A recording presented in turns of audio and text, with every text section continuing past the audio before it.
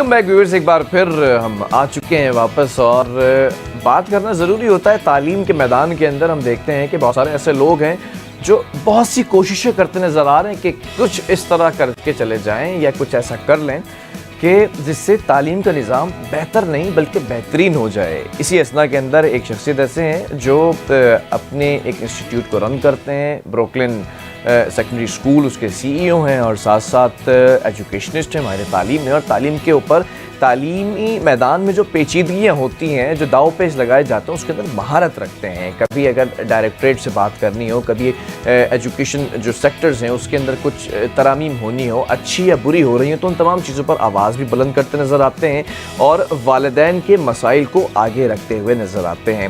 ہمارے ساتھ اس وقت موجود ہے ارشد ملک صاحب. ارشد صاحب بہت شکریہ. کیسے ہیں آپ؟ خیریت سے ہیں؟ اللہ کا شکر ہے.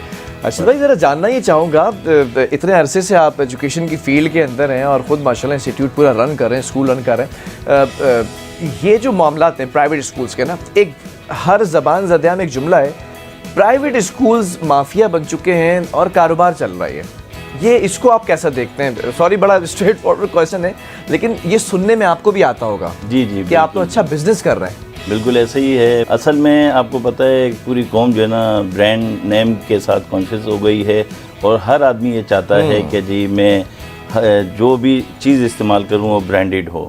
تب اس میں جو دیکھیں یہ بیسیکلی تو کام ہے ایجوکیشن دینا گورنمنٹ کا، حکومت وقت کا. جب حکومت اس میں ناکام ہوئی تو پرائیویٹ سیکٹر اس میں آ گیا، اور جب پرائیویٹ سیکٹر آتا ہے تو آپ کو پتہ ہے پھر پیسے کی انوالومنٹ ہو جاتی ہے. تو اب ہر آدمی اپنے جیب کے حساب سے وہ چاہتا ہے کہ میں بہتر سے بہتر اپنے بچوں کو تعلیم دلاؤں.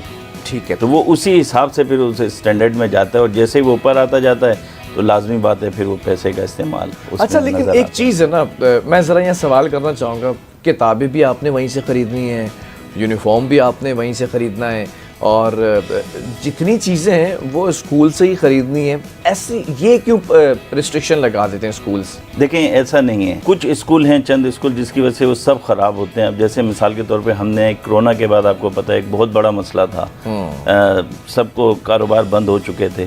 ہم نے ایک حصہ ڈالا کہ اپنی استعمال شدہ کتابیں ہمیں دیں، یعنی آپ کا بچہ اگر کلاس 3 میں ہے، 4 میں ہے، وہ ہمیں اپنی استعمال شدہ کتابیں دے دیں، اور اگلی جماعت کی یعنی اگر 3 میں تو 4 کی وہ ہم سے کتابیں استعمال شدہ واپس لے لیں. یہ آپس میں ہم نے ایکسچینج بیس پہ کر دیا. یہ سمجھ لیں ایک طرح سے ٹریڈ ہو رہی ہے کہ آپ پرانی آپ نے استعمال کر لی ہے، وہ آپ ہمیں دے دیں اور نئی چیز آپ کو پرووائڈ کر دی جائے گی. کچھ چند اوپر جو پیسے ہیں وہ بھی لیے جائیں گے. نہیں، کوئی ہم نے فری آف کاسٹ یہ کام کیا جی. اور اس سے یہ ہوا کہ اگر ایک فیملی کے اگر 3-4 بچے ہیں تو ان کو 25-30 ہزار روپے کا خرچہ تھا، وہ ہم نے فری آف کاسٹ وہ کام کیا. ہماری ٹیچر، ہماری ٹیم اس میں ماشاءاللہ بڑی متحرک رہی. ہم سب نے مل کر اس کا حصہ ڈالا، اور آج تک ہم نے اس کو قابل عمل بنایا ہوا ہے، جس سے پیرنٹس کی جیب کے اوپر بہت ہی جو ہے نا ہم نے کوشش کی ہے کہ یہ بوجھ نہ پڑے. لیکن مجھے بڑی تکلیف ہوتی ہے یہ دیکھتے ہوئے، یہ فیس کے نام پہ وصولیاں کیوں ہو رہی ہیں؟ اتنی زیادہ فیس ہے. مطلب آج بچے کو اگر پڑھانا ہو اچھے اسٹینڈرڈ کے اسکول میں، حکومت تو کچھ نہیں کر رہی نا، نہ تو یہ تعلیم دے رہی ہے، نہ یہ صحت کا خیال رکھ رہی ہے. تو تعلیم کے میدان میں حکومت بھی پیچھے ہی ہے، صفر ہے. لیکن پرائیویٹ اسکولز اتنی زیادہ فیس. دیکھیں اب مجھے تو اپنا جواب دینا ہے. الحمدللہ اللہ کے آگے میں جواب دے ہوں کہ ہمارے یہاں نہ سالانہ چارجز لیے جاتے ہیں، نہ ادر کسی قسم کے کوئی چارجز بچوں سے وصول کیے جاتے ہیں. ہم صرف ایگزامینیشن کے وقت 300 اور 400 روپیز لیتے ہیں، اور وہ بھی آپ کو پتہ ہے پیپر بہت مہنگا ہو گیا ہے، اور اس کے علاوہ ہمارے پاس کوئی چارجز نہیں ہے. ہماری ان چیزوں کو، کتابوں کو جو ہم نے کام کیا، اور یہ فیسوں کا ہم نے پر ڈالا. الحمدللہ ہمارے اسکول ان فیسوں کے بغیر بھی چل رہا ہے، اور بہت اچھا چل رہا ہے. اچھا مجھے یاد ہے کہ کورٹ کے اندر جب معاملہ گیا تھا فیس بڑھانے کا 5%، 10%، بڑا اس وقت آواز اٹھائی تھی والدین کے ساتھ مل کر. لیکن ہم یہ دیکھتے ہیں کہ کان یہاں سے پکڑیں یا گھما کے یہاں سے پکڑیں، پکڑتے اسکول جو ہے وہ کان کو ہی ہے. اب فیس ایک جگہ منجمد کر دی ہے، روک دیے کہ ٹھیک ہے یہ آپ کا اسکیل بنا دیے گا، اس سے زیادہ آپ پرسنٹیج نہیں بڑھا سکتے. وہ ایکسٹرا کریکولر ایکٹیویٹیز ہوتی ہیں، یلو ڈے، ریڈ ڈے، بلو ڈے، اس کی مد میں وہ چارجز لے رہے ہوتے ہیں. دیکھیں ہمارے اس کو سپورٹ کرتے ہیں آپ؟ نہیں، بالکل نہیں. دیکھیں ہمارے یہاں کسی قسم کے چارجز نہیں لیے جاتے. اچھا دوسرا دیکھیں جو فیسوں کے معاملات ہیں نا، جب پیرنٹس اپنے بچوں کو ایڈمیشن کرواتے ہیں تو اس وقت ان کو یہ پتہ ہوتا ہے کہ بھئی ہم اس اسکول میں بچے کو ایڈمیشن کروا رہے ہیں، یہاں پہ فیس اسٹرکچر کیا ہے. यहाँ पे बकाया जो भी चीज़ें हैं वो किस तरह से ली जाती हैं, बकाया दीगर चार्जेस वगैरह, तो ये उस वक्त पेरेंट्स को एडमिशन कराते हुए देखना चाहिए। अच्छा। और उनकी ये जिम्मेदारी है कि वो आके देखें कि भाई टीचर्स की क्या स्किल्स हैं, क्या क्वालिफिकेशंस हैं, ये स्कूल किस मयार का रजिस्टर्ड है, रिकग्नाइज्ड है, नहीं है, यहाँ ये सब चीज़ें पेरेंट्स की देखने वाली हैं। बाद में अगर आप वो देखें, अगर ये चेक पहले से कर लिया जाए तो मैं समझता हूँ वैसे ही प्राइवेट स्कूल जो इस तरह का काम कर रहे हैं उनके ऊपर एक चेक लग जाएगा। आपने फीसों की बात की, डायरेक्टरेट बहुत अच्छा काम कर रहा है, हमारी मैडम रफ़िया मल्ला साहिबा हैं एडिशनल डायरेक्टर एजुकेशन डिपार्टमेंट से, वो बहुत अच्छा काम करिए, उन्होंने चेक एंड बैलेंस रखा। अभी रिसेंटली उन्होंने 2-3 दफ़ा सर्कुलर निकाला है कि 10% जो है हर स्कूल में फ्री एजुकेशन है, तो वो माशाल्लाह उन्होंने बहुत अच्छा काम किया। राफिया साहिबा के बारे में मैं बता दूं, राफिया साहिबा is one of those human being जो इस मनसब पर फाइज है, और उनको जब भी आप कॉल करें कि ये मसला है वालिदैन का, मैं इस पर प्रोग्राम करने जा रहा हूँ तो आपका मौक़िफ़ चाहिए, तो कभी कभी ऐसा भी होता था कि मैं पाकिस्तान से बाहर होता था लेकिन वो मौक़िफ़ देती थी तो फिर वो ग्रुप्स के अंदर सर्कुलेट होता था ताकि वालिदैन उसको समझें, और अगर कोई स्कूल मनमानी कर रहा है तो उसके पास जाके वो वॉइस नोट सुनाते थे। So madam you are doing such a great job.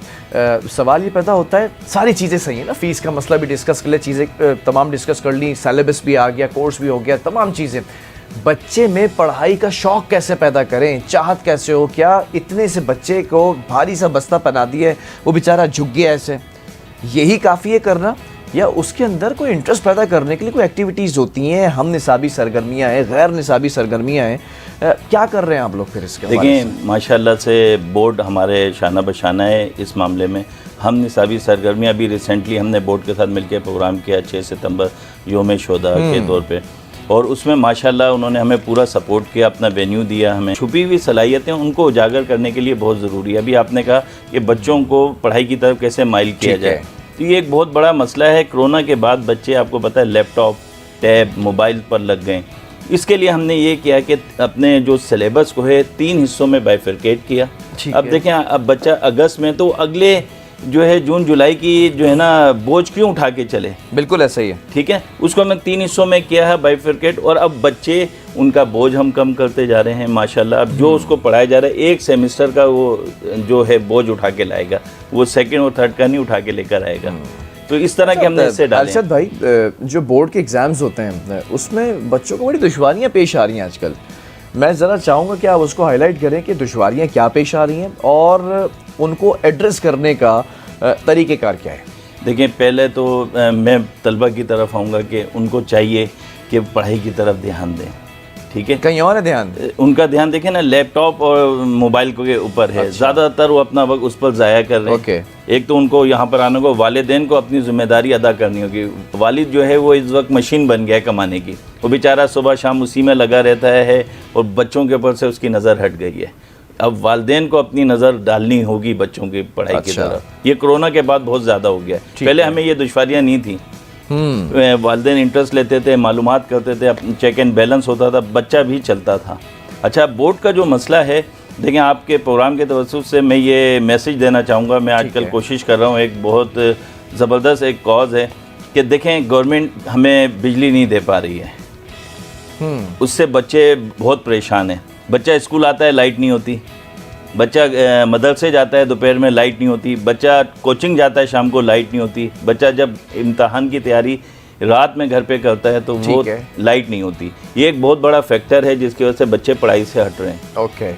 हमें इसके लिए लाने के लिए बहुत ज़रूरी है कि मेरी बोर्ड से ये गुजारिश है कि अगर लाइट नहीं मिल रही हमें तो आप इतना ज़रूर करें, उनके इख्तियार में चेयरमैन साहब के, कि थोड़ी सी अगर है ना ये मेहनत करें कि जो जुलसा देने वाली गर्मी में एग्ज़ाम रखे जा रहे हैं मई जून जुलाई, आप उसको चेंज करें शेड्यूल को। और उसको मेरी ये रिक्वेस्ट है कि दिसंबर और जनवरी में इसको लेकर आएँ किसी भी तरीके से। अच्छा, देखें उनके भी अखराजात बचेंगे। सबसे पहले आप जो बता रहे हैं पूरा स्ट्रक्चर चेंज हो जाएगा। बिल्कुल, देखें कुछ भी नहीं करना, 1 साल चेंजेस होंगी।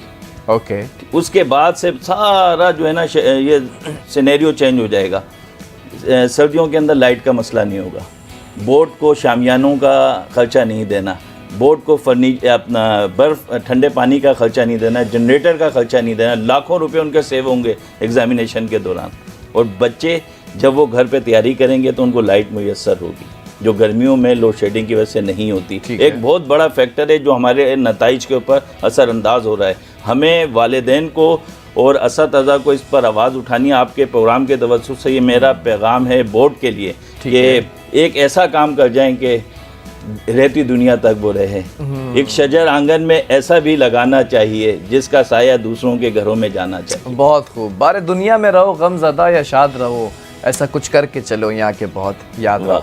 अच्छा भाई, I just want to ask about concluding remarks के एजुकेशन सेक्टर के अंदर आप देख रहे हैं कि मिनिस्टर भी हैं, सेक्रेटरी भी हैं, डायरेक्टरेट भी हैं, एवरीवन इज़ हियर, लेकिन निज़ाम दुरुस्त क्यों नहीं हो रहा? कभी हम देखते हैं कि पर्चे लीक हो जाते हैं, कभी हम देखते हैं कि जो है वो जो फेल होने का रेशो है वो बढ़ जाता है, कॉपी सही से चेक नहीं होती हैं, स्क्रूटनी की तरफ चले जाते हैं। कभी हम देखते हैं कि सिलेबस किताबें जो है वो देर से पहुंच रही हैं 9वीं 10वीं जमात की। ये तमाम चीज़ें कैसे देखते हैं और होना क्या चाहिए? मैं चाहूँगा कंक्लूड करते हुए रिमार्क्स अपने ज़रूर दें। देखें, ज़रूरत है कि हर बंदा अपना, हर आदमी दूसरे के ऊपर नहीं उंगली उठाए, क्योंकि 3 उंगलियां उसकी तरफ भी हैं। तो वो अपना काम अगर आदमी पूरा करेगा तो आप यकीन करें कि मैं नहीं समझता, वो ज़रा सा चेक एंड बैलेंस डलवा दें इसके ऊपर, सारा काम होगा। उनके इख्तियार है, उनके पास थोड़ी सी जो है ना हिम्मत की ज़रूरत है, और अगर वो ये काम कर देंगे तो सदका जारिया है। ठीक है जी, बहुत शुक्रिया अरशद मलिक साहब आपका भी। दामन वक्त में जो गुंजाइश थी वो अब ख़त्म हो चुकी है। जैसा कि मैं हमेशा कहता हूँ, बच्चों पढ़ना है, लिखना है, आगे बढ़ना है। पढ़े लिखे इंसान के अंदर जब घर से तरबियत मिल रही होती है ना, और बाहर से तालीम भी वो लेता है, तो तालीम और तरबियत मिल के जो एक दूसरे को लाजिम मलज़ूम समझते हैं। एक साइकिल के 2 पहिए हैं, कोई एक भी पंचर होगा तो आपकी पर्सनालिटी, आपकी शख्सियत मांद पड़ जाएगी। तो उस शख्सियत को इनहेंस करने के लिए, उसमें और ज़्यादा चाशनी घोलने के लिए या उसको और ज़्यादा रोशन करने के लिए ज़रूरी है कि आपने अब तालीम को भी सामने रखना है। बहरहाल प्रोग्राम का वक्त ख़त्म हुआ है। अपने मेज़बान बिलाल खान को दीजिए इजाज़त। अल्लाह हाफ़िज़।